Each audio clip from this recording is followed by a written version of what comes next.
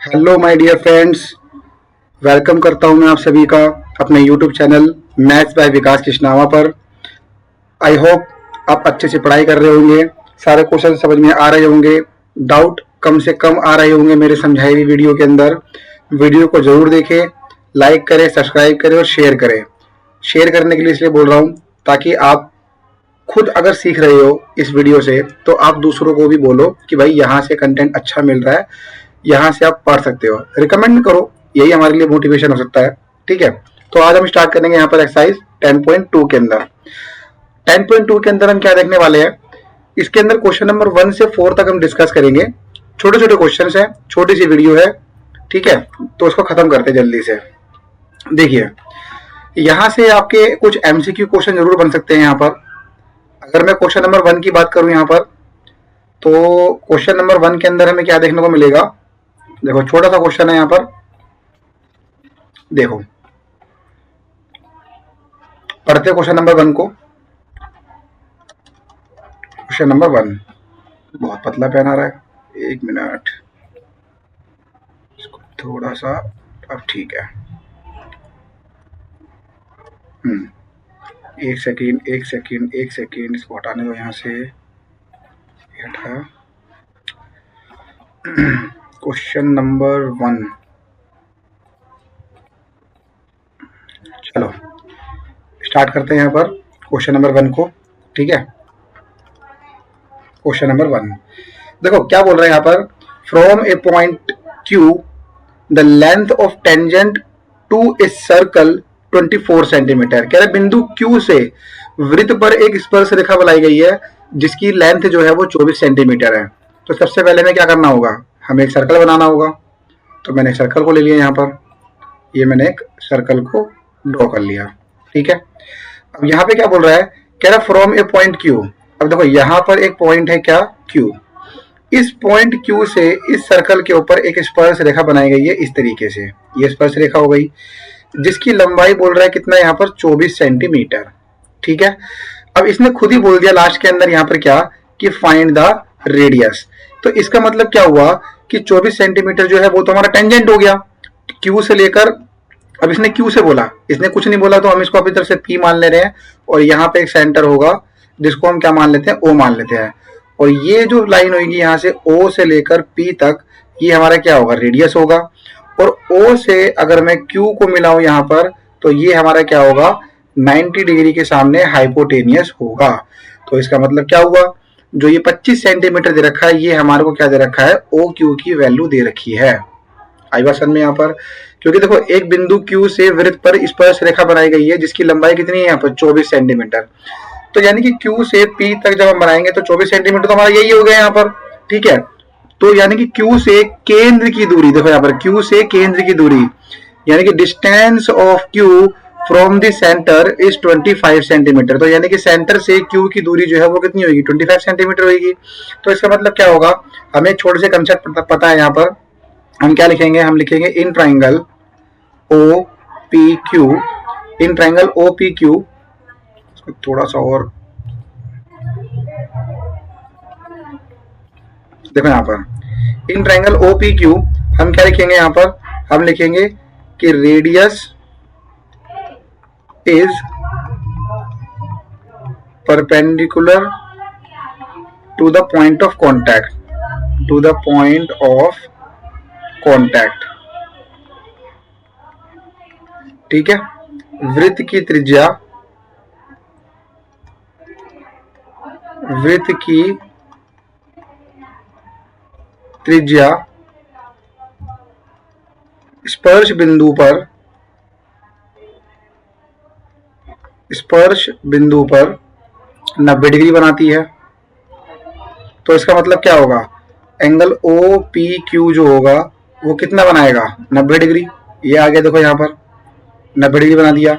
तो ये अगर 90 डिग्री होगा तो 90 के सामने क्या होता है, हाइपोटेनियस। इसको हम क्या बोलते हैं, यहाँ पर कर्ण बोलते हैं, सबसे बड़ी भुजा होती है। तो सबसे पहले इसको लेंगे यहाँ पर OQ, फिर क्या बचा यहाँ पर OP, OP को ले लिया हमने यहाँ पर। फिर क्या बचा यहाँ पर PQ, तो हमने यहाँ पे PQ को ले लिया। इसका भी स्क्वायर कर देंगे, इसका भी स्क्वायर कर देंगे और इसका भी स्क्वायर कर देंगे। तो यहाँ पे देखो, ये 25 का स्क्वायर हो गया इज इक्वल टू ओपी पता ही नहीं है तो क्या है रेडियस, यही तो निकालना है। पी क्यू कितना होगा 24 का स्क्वायर। कम से कम आपको 1 से 30 तक स्क्वायर याद होनी चाहिए पूरी किताब के अंदर, बहुत जगह काम आते हैं ये। 25 का स्क्वायर कितना होगा 625, आर का स्क्वायर हो गया। 24 का स्क्वायर कितना होगा 576। ठीक है, हल्का सा इसको नीचे करते हैं, क्या होगा 625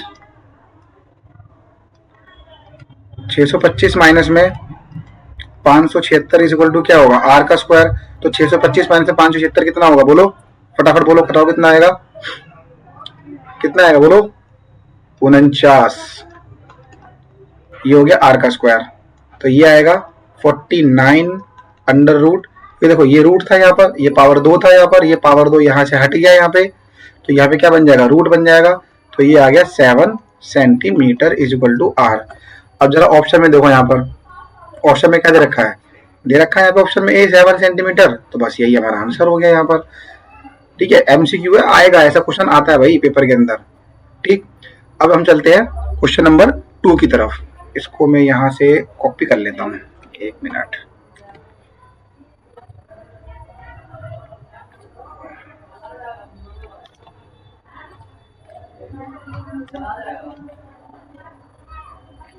ये लगाया हमने यहाँ पर इसको,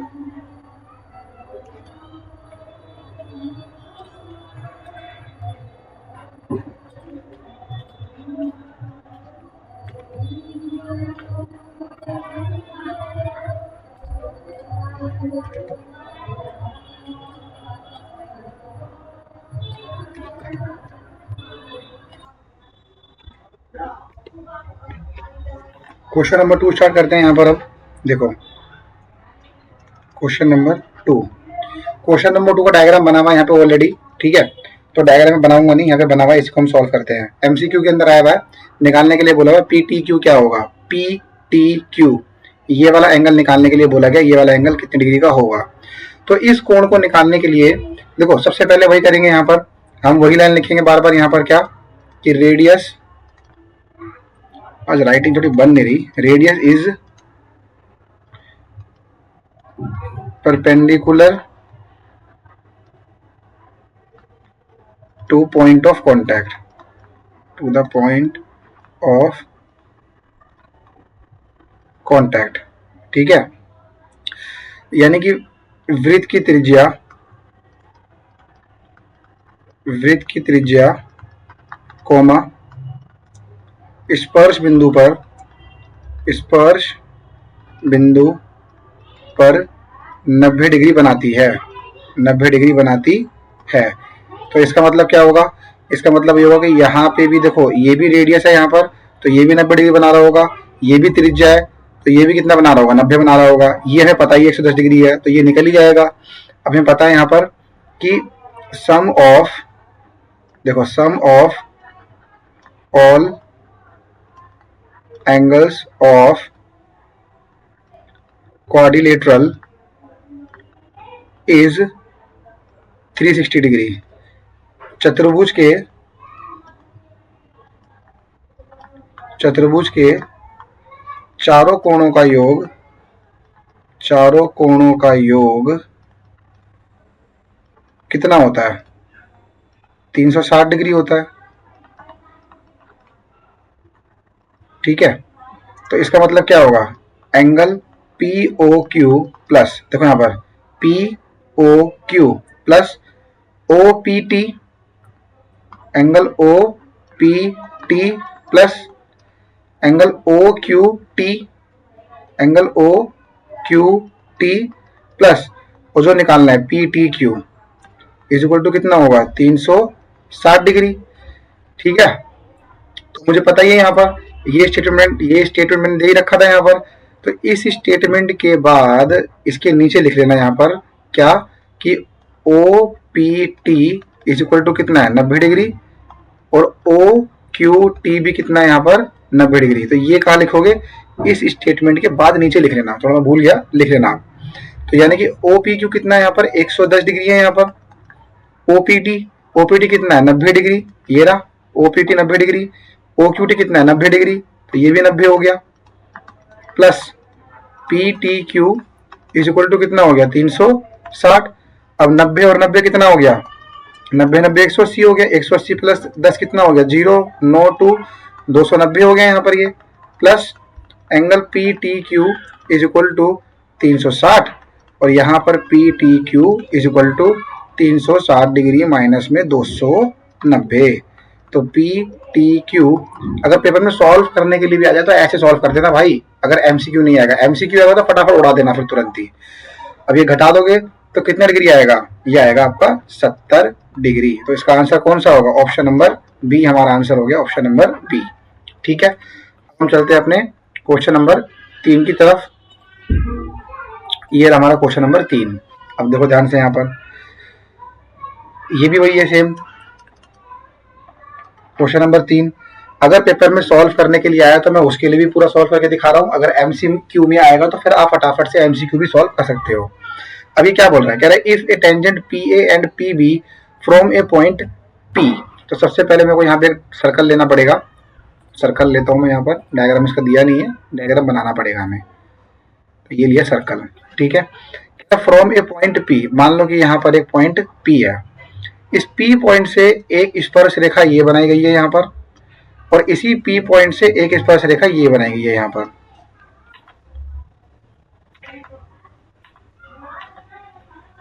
एक मिनट, यहीं से एक स्पर्श रेखा बनाई गई है इस तरीके से, ये बनाई इस तरीके से। ये कौन सा पॉइंट है, पी। पी से पी ए और पी से ही पी बी, दो स्पर्श रेखा बनाई गई फ्रॉम द पॉइंट पी। क्या वो लिखा है यहाँ पर, देखो ये लिखा हुआ यहाँ पर, यदि एक बिंदु पी से ओ केंद्र वाले किसी वृत्त पर पी ए और पी बी क्या बनाई गई, स्पर्श रेखा बनाई गई है जो परस्पर 80 डिग्री कोण पर झुकी हुई है। यानी कि यहाँ पे जो एंगल बन रहा होगा, यहाँ पे बन रहा होगा 80 डिग्री का कोण, ठीक है। ये बनाया मैंने यहाँ पे इस तरीके से, और ये बनाया मैंने यहाँ पे इस तरीके से, ये बनाया ओ, ठीक है। अब ये बोल रहा है पी ओ ए। अब देखो ध्यान से निकालने के लिए क्या बोला, पी ओ ए। अगर पी ओ ए निकालने के लिए बोला तो पी ओ ए, यानी कि इसका मतलब क्या है कि देखो ये वाला पूरा एंगल जो है ये 80 डिग्री का है, इसने निकालने के लिए कौन सा बोला है हमारे को, निकालने के लिए बोला है सिर्फ और सिर्फ ये वाला एंगल निकालने के लिए बोल दिया। तो यहाँ पर देखो, अब ये क्वेश्चन जो है, अगर मान लो कि एक नंबर में एमसीक्यू में आया, ये 2 नंबर में आएगा, तो फटाफट कर लोगे इसको कैसे।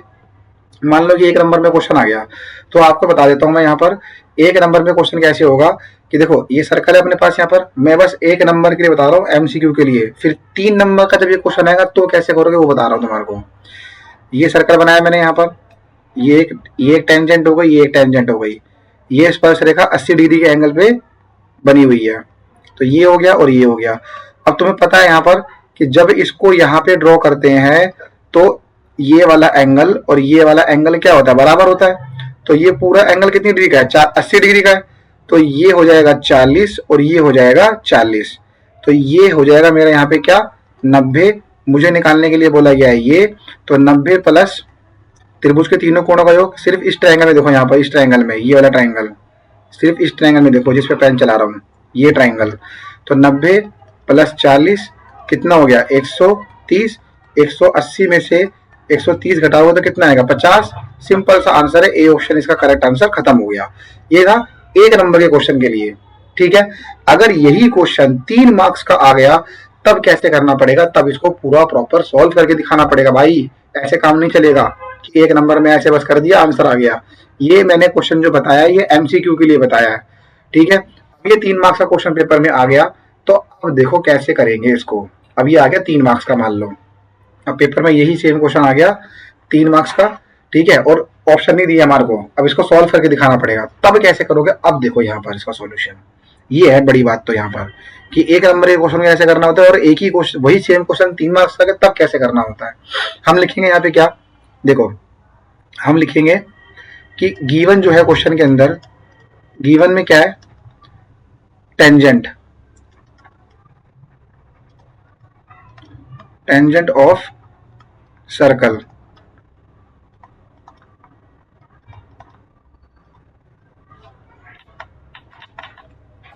यहाँ पे हो गया ये यहाँ पे हो गया वृत्त की स्पर्श रेखा है,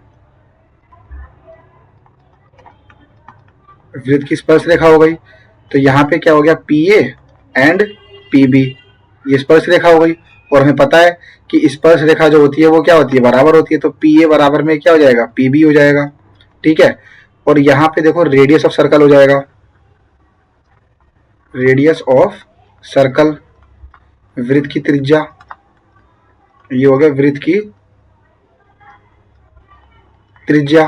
कौन कौन सा, O A and O B is equal to क्या होगा, आर, आर मतलब क्या, त्रिज्या, ठीक है। अब क्या करना पड़ेगा इस क्वेश्चन के अंदर, इस क्वेश्चन के अंदर हमें करना पड़ेगा इसके अंदर कॉन्ग्रुएंस। कैसे करेंगे कॉन्ग्रुएंस, देखो ध्यान से। यहाँ पर मैंने बोला ट्राइंगल जो है ए ओ पी तथा ट्राइंगल बी ओ पी। अब देखो यहाँ पर ओ ए बराबर में क्या होगा, ओ बी होगा।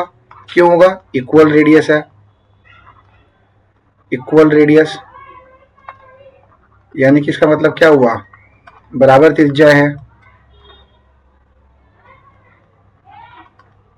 बराबर त्रिज्या है।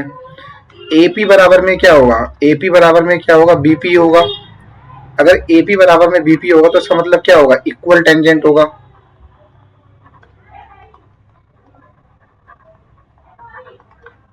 ठीक है।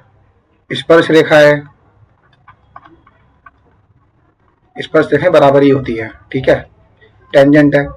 और यहाँ पे क्या होगा देखो, यानी कि इस ट्राइंगल में देखो यहाँ पर, ये इस ट्राइंगल में ए ओ पी, और यहाँ पे बना हुआ अगर इस तरफ, राइटिंग पे मत जाना भाई, कॉन्सेप्ट समझो, कॉन्सेप्ट समझा रहा हूँ एकदम प्यार से। मेन चीज कंसेप्ट होती है, राइटिंग से मेरे कोई लेना देना नहीं तुम्हारे को। आप अपने कंसेप्ट को स्ट्रॉन्ग बनाओ।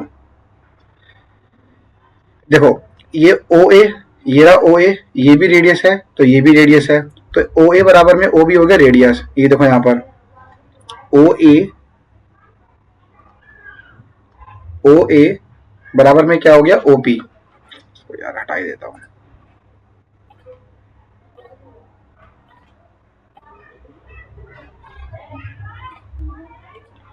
देखो यहाँ पर, यहाँ देता हूँ ओ ए बराबर में ओ बी हो गया, इक्वल रेडियस हो गया। ए पी बराबर में बीपी हो गया, देखो ए पी बराबर में क्या हो गया, बीपी हो गया। तो ये देखो बीपी और ए पी, ये दोनों की दोनों क्या है, यहाँ पर टेंजेंट ऑफ द सर्कल है, ठीक है, स्पर्श रेखाएं बराबर होता है।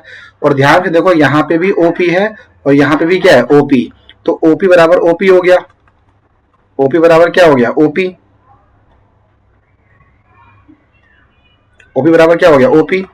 ये कॉमन साइड हो गई, ये हो गया कॉमन साइड। उभयनिष्ठ भुजा,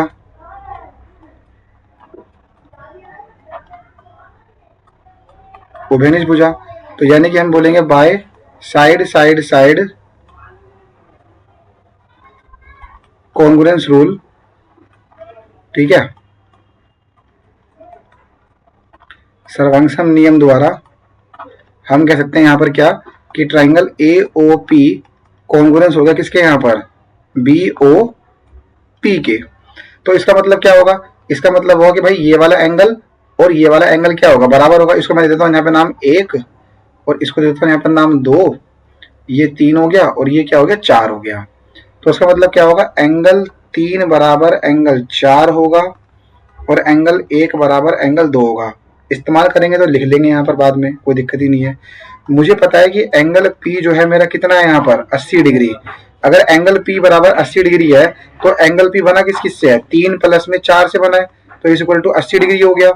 अब देखो एंगल 3 चाहिए मेरे को यहाँ पर, 4 से मतलब नहीं है, क्योंकि एंगल ये निकालना है, POA निकालना है। निकालना है क्या है, POA निकालना है। तो उसका मतलब एंगल, इस ट्राइंगल देखो POA निकालना है, तो इस ऊपर वाले ट्राइंगल के अंदर कौन कौन से एंगल आ रहे हैं, एंगल 1 आ रहा है और एंगल 3 आ रहा है। तो यानी कि एंगल 4 जो है वो फालतू दे रखा है, तो 3 एंगल 4 जो किसके बराबर है, 3 के बराबर है। तो एंगल 3 प्लस में angle 3 is equal to 80 degree हो गया। 2 एंगल 3 इज इक्वल टू 80 हो गया, ये 2 से कट जाएगा यहाँ पर।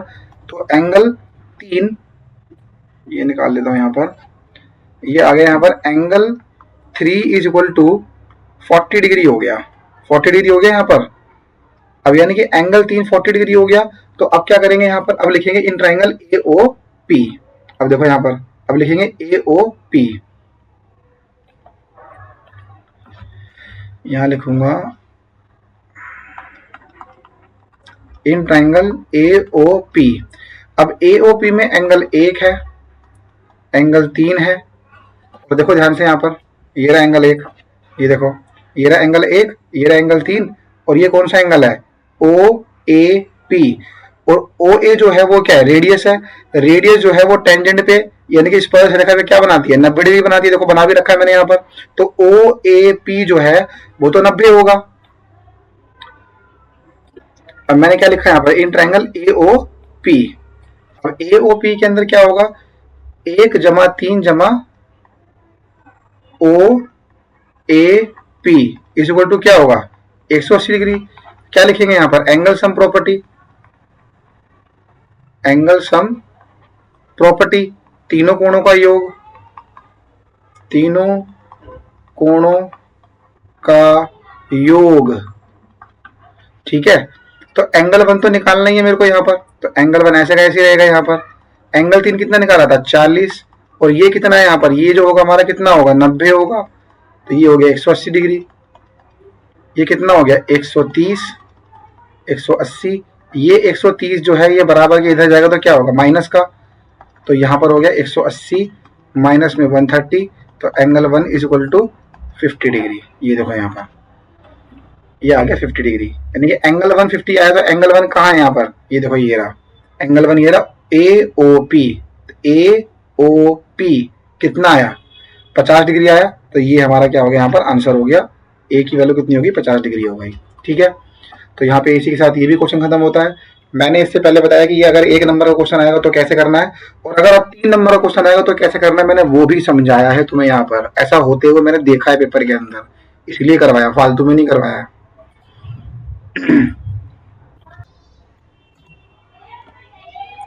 ये स्टार्ट करते हैं यहाँ पे क्वेश्चन नंबर 4 को। थोड़ा सा गड़बड़ हो गया था रिकॉर्डिंग के अंदर, चलो एक बार दोबारा से रिवीजन कर लेते हैं इसका फटाफट से। क्वेश्चन नंबर 4 के अंदर क्या है यहाँ पर, कह रहा है कि prove that tangent drawn at the end of the diameter of a circle are parallel.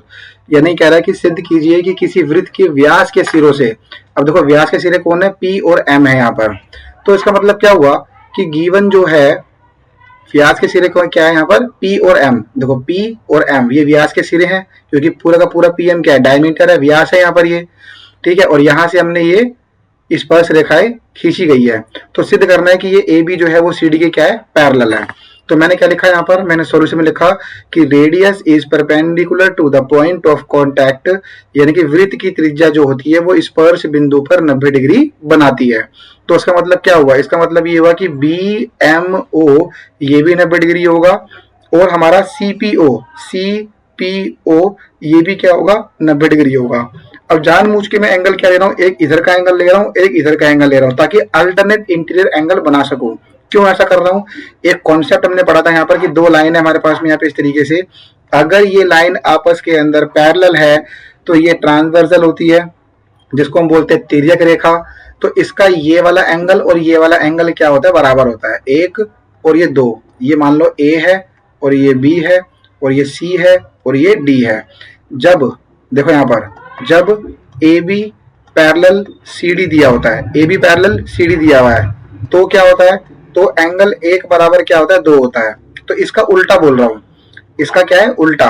ये तो कंसेप्ट हो गया, जब लाइन पैरेलल तो एंगल बराबर, इसको बोलते हैं अल्टरनेट इंटीरियर एंगल, एकांतर अंत्य कोण बोलते हैं। और अगर मैं इसका जस्ट उल्टा बोलूं यहाँ पर, कह रहा है कि जब एंगल 1,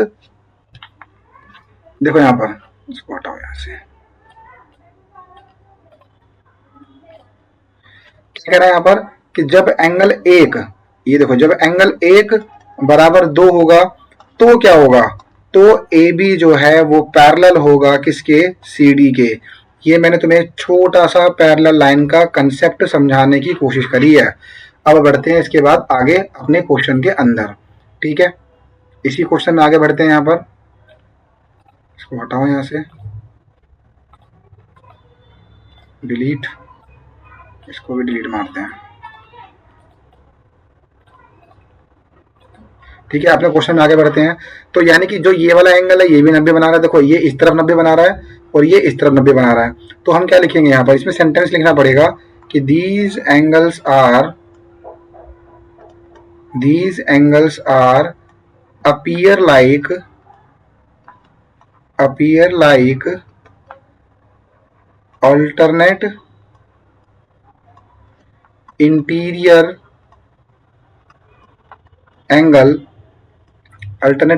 angles, यानी कि यह कोण एकांतर अंत्य कोण लग रहे हैं, एकांतर अंतः कोण लग रहे हैं। कौन से यह कोण, एक ये वाला और एक ये वाला, ये दोनों कोण कैसे लग रहे हैं, एकांतर अंत्य कोण लग रहे हैं। तो हम कह सकते हैं यहाँ पर क्या कि AB जो है वो पैरेलल होगा किसके, यहाँ पर CD के, यानी कि AB जो है वो क्या होगा, समांतर होगा। सो AB पैरेलल टू CD, ये इसका पूरा प्रॉपर सॉल्यूशन हो गया। ये थ्योरेटिकल क्वेश्चन है, ठीक है। तो थ्योरेटिकल क्वेश्चन है, तो ये 2 नंबर का पेपर के अंदर आता है, क्वेश्चन सॉल्व करने के लिए 2 मार्क्स का क्वेश्चन आता है ये।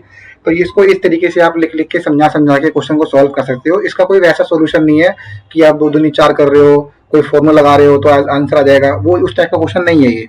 This is the proper theoretical based question, तो इसको थ्योरी के हिसाब से आपको आंसर देना है। तो इसी के साथ हमारा ये लेक्चर खत्म होता है। हमने आज क्वेश्चन 1 से लेकर क्वेश्चन 4 तक फुल डिटेल के अंदर डिस्कस किए। अब हम क्या करेंगे यहाँ पर, अब नेक्स्ट जब सेशन होगा यहाँ पर, उसमें हम 5 से लेकर 10 तक क्वेश्चन करने की कोशिश करेंगे, ठीक है। अगर वीडियो आपको अच्छा लगा हो तो इसको लाइक करो। भाई देखो, वीडियो लोग देखते रहे हैं, लाइक और कमेंट नहीं कर रहे हैं। अगर आपको कोई भी वीडियो में कमी लगती है तो आप मुझे बताइए, ताकि मैं उसको इम्प्रूव कर सकूं, ठीक है। आप लाइक जरूर कीजिए और सब्सक्राइब जरूर करवाइए, शेयर करो दबा के जितना हो सके। Okay, bye bye, thank you very much.